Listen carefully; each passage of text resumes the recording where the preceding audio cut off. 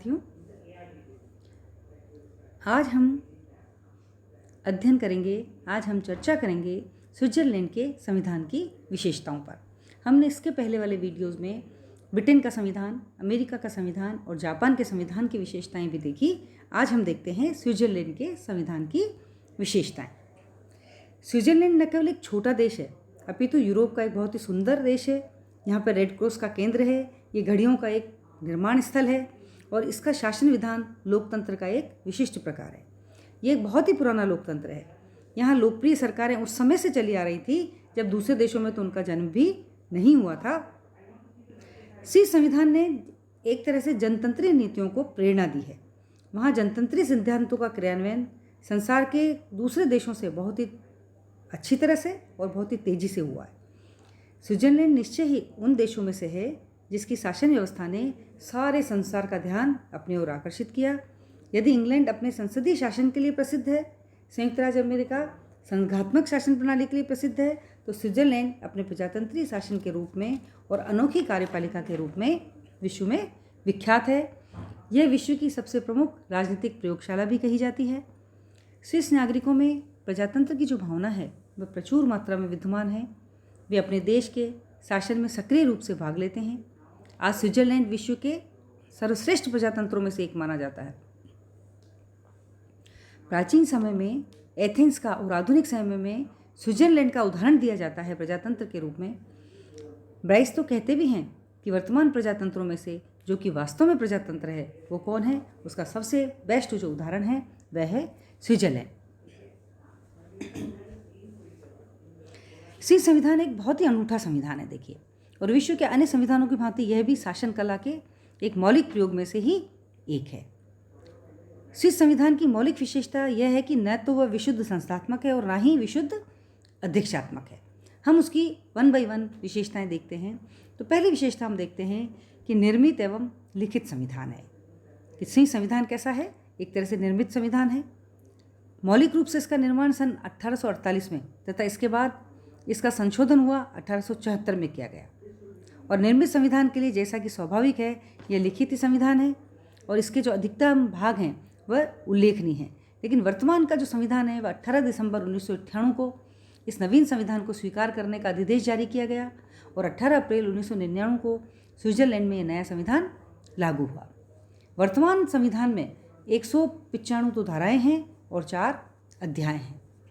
देखिए, स्विट्ज़रलैंड के संविधान के बड़े होने के 2 कारण हैं।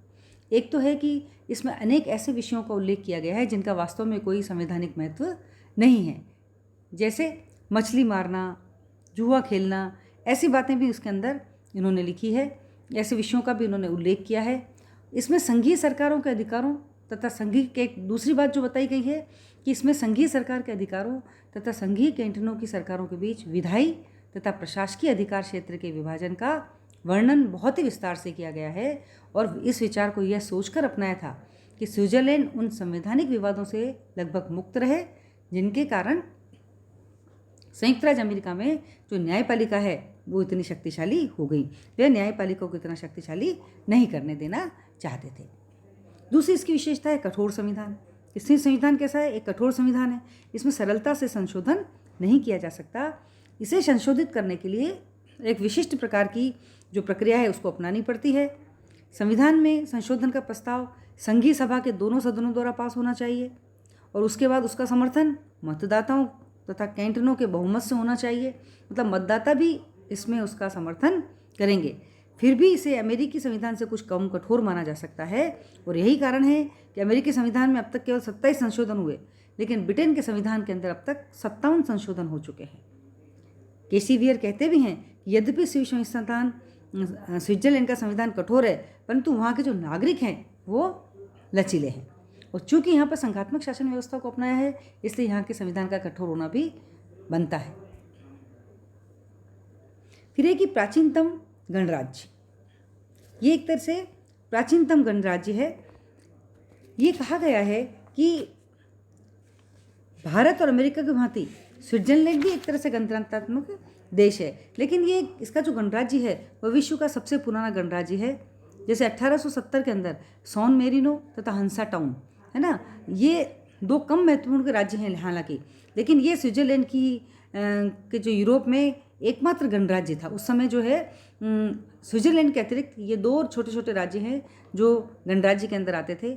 यूरोप और एशिया के प्राय सभी देशों में जब स्वेच्छाकारी और निरंकुश राज्यों का शासन था, उस समय भी स्विट्जरलैंड के समस्त कैंटनों में लोकतंत्रात्मक गणराज्य स्थापित था और वहाँ की जनता को पर्याप्त अधिकार प्राप्त थे, जिसके आधार पर वह शासन तथा शासन अधिकारियों पर पर्याप्त नियंत्रण रखती थी। जनता को बहुत ही अधिकार प्राप्त थे वहाँ किसी भी समय राजतंत्र नहीं रहा। जैसा कि रेपार्ड कहते हैं कि स्विट्जरलैंड युगों से गणतंत्र रहा है। फिर इसकी जो एक अद्भुत विशेषता है कि यह इसमें प्रत्यक्ष लोकतंत्र है। कैसा लोकतंत्र है? प्रत्यक्ष लोकतंत्र यहाँ पर पाया जाता है कि स्विस संविधान की सबसे सर्वाधिक महत्वपूर्ण व्यवस्था है।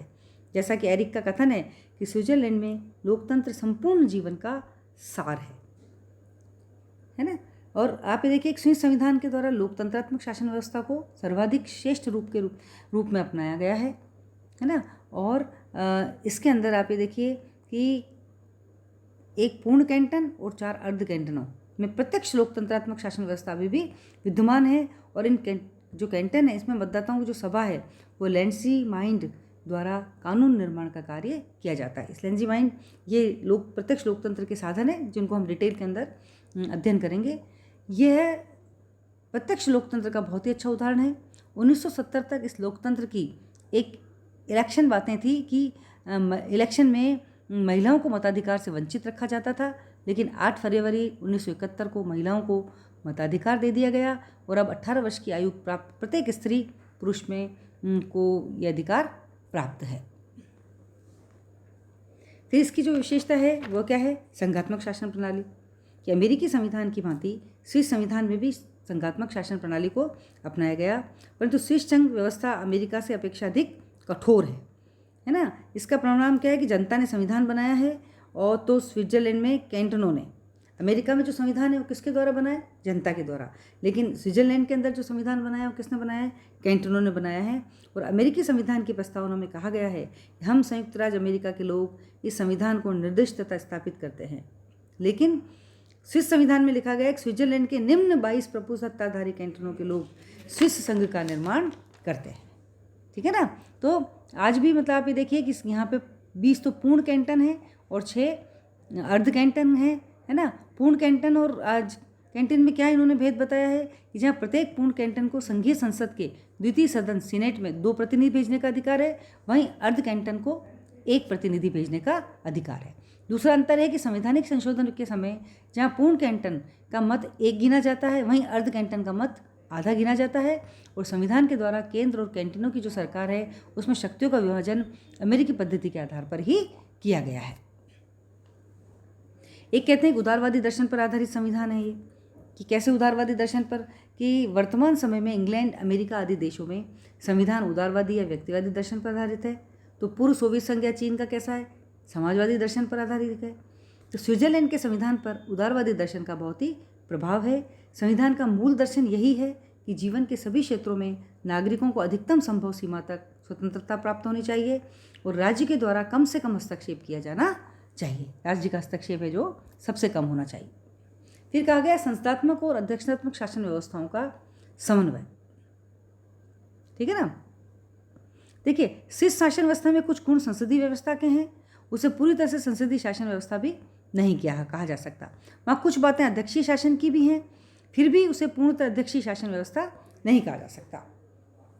ठीक है ना वो संसदात्मक है न ही अध्यक्षात्मक है। देखिए, उसका उदाहरण जैसे है कि संसदीय व्यवस्था वाले देशों में साधारणतः एक ही ध्वजमात्र की कार्यपालिका तथा एक वास्तविक कार्यपालिका होती है। एक नाम मात्र की होती है ना और एक वास्तविक कार्यपालिका होती है। इसके विपरीत अध्यक्षीय शासन प्रणाली वाले देशों में शासन प्रमुख केवल एक ही होता है, जैसे राष्ट्रपति होता है अमेरिका में है। यह संपूर्ण शक्ति का धारक होता है। लेकिन स्विट्जरलैंड में दोनों में से एक भी बात पूरी तरह से नहीं। यहाँ पर कार्यपालिका कैसी है? बहुल कार्यपालिका है। स्विस कार्यपालिका इस दृष्टि से संसदीय है कि वह वहाँ की संघीय सभा के प्रति उत्तरदायी है, पर इतना होते हुए भी उसका निरापन क्या है कि संसद के विश्वास के कारण उसे पद छोड़ने के लिए बाध्य नहीं किया जा सकता। इस दृष्टि से क्या है, वह अध्यक्षीय प्रकार की हो जाती है ना। कि इसमें अध्यक्ष शासन की व्यवस्था भी नहीं कहा जा सकता, क्योंकि अमेरिका के संविधान के समान इसमें शक्ति विभाजन के सिद्धांत को भी नहीं अपनाया गया है ना। फिर इसकी जो अगली विशेषता है बहुल कार्यपालिका, यह बहुत ही इंपॉर्टेंट विशेषता है इसकी, कि स्विस संविधान की संघीय परिषद बहुत ही अनूठी विशेषताएं रखता है। यह एक बहुल कार्यपालिका है जिसमें कितने सदस्य होते हैं? 7 सदस्य होते हैं। सदस्यों का निर्वाचन 4 वर्षों के लिए संघीय सभा के द्वारा होता है और इन सभी सदस्यों की स्थिति समान होती है।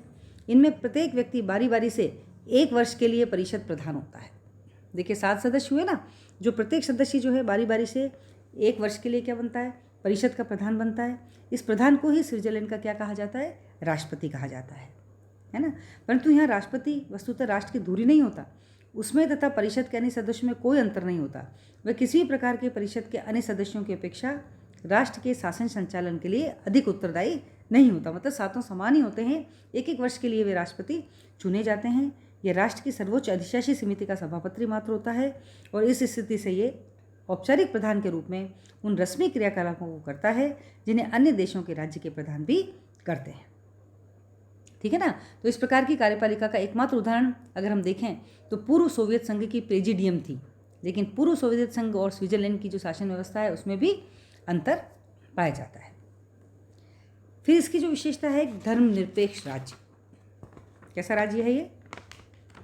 धर्मनिरपेक्ष राज्य कहा जाता है कि संविधान के द्वारा स्विट्जरलैंड में धर्मनिरपेक्ष राज्य की स्थापना की गई है और अनुच्छेद 27 के अनुसार स्विट्जरलैंड के सभी नागरिकों को धर्मनिरपेक्षता के साथ साथ प्रारंभिक शिक्षा का अधिकार भी होगा। इसमें वो चीज़ भी दे रखी है। और संविधान के अनुच्छेद 15 में धर्मनिरपेक्षता का स्वरूप इन्होंने स्पष्ट किया है, लिखा है कि धर्म और दर्शन की स्वतंत्रता प्रदान करता है। इसमें 4 धाराएं देखिए। 15(1) के अनुसार सभी नागरिकों को धर्म और दर्शन की स्वतंत्रता की गारंटी दी जाती है। 15(2) के अनुसार व्यक्तियों को अपने धर्म और दार्शनिक विश्वासों के चयन तथा अकेले या अन्य व्यक्तियों के साथ उनके पालन की स्वतंत्रता प्रदान की जाती है। 15(3) के अनुसार धार्मिक समुदाय की सदस्यता प्राप्त करने और धार्मिक उद्देश्यों के पालन की स्वतंत्रता प्रदान करता है। और चौथा 15(4) के अनुसार किसी भी व्यक्ति पर धर्म विशेष को स्वीकार करने, किसी धार्मिक समुदाय की सदस्यता प्राप्त करने, किसी धार्मिक कार्य में सम्मिलित होने या धार्मिक उद्देश्यों का पालन करने के लिए दबाव डाला जा सकता है। तो इस प्रकार कैसा राज्य है ये? धर्मनिरपेक्ष राज्य। किसी भी धर्म के नागरिकों को विशेषाधिकार इसमें प्रदान नहीं किया गया है। औपचारिक अधिकार पत्र तथा अत्यधिक व्यापक मूल अधिकारों की विशेषता व्यवस्था की गई है। इसमें मौलिक अधिकारों की भी विशेष व्यवस्था इसमें की गई है। कैसे की गई है देखिए। स्विट्जरलैंड के नागरिकों को पूर्व संविधान में भी मूल अधिकार प्राप्त थे और 1948 के संविधान में औपचारिक अधिकार पत्र का अभाव इसमें लेकिन था, तो वो उसको पूरा किसमें कर दिया गया? 99 के संविधान में अधिकार पत्र को भी ले लिया गया। और इस अधिकार पत्र से पहले की तुलना में और विश्व के अन्य किसी भी संविधान की तुलना में ये बहुत ही अधिक मूल अधिकारों का वर्णन इसके अंदर किया गया। इतने व्यापक रूप से किसी भी संविधान में मूल अधिकारों की व्यवस्था नहीं की गई है। संविधान के अनुच्छेद 7 से लेकर 36 तक मूल अधिकारों का उल्लेख किया गया है और अनुच्छेद 7 में कहा गया है कि मानवीय गरिमा का सम्मान किया जाएगा तथा उसकी रक्षा की जाएगी।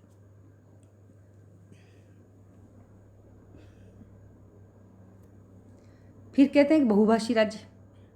ये जो है एक बहुभाषी राज्य है। यहाँ पर बहुत सारी भाषाएं। स्विट्जरलैंड में देखिए 74% लोग जर्मन हैं, 20% फ्रेंच हैं,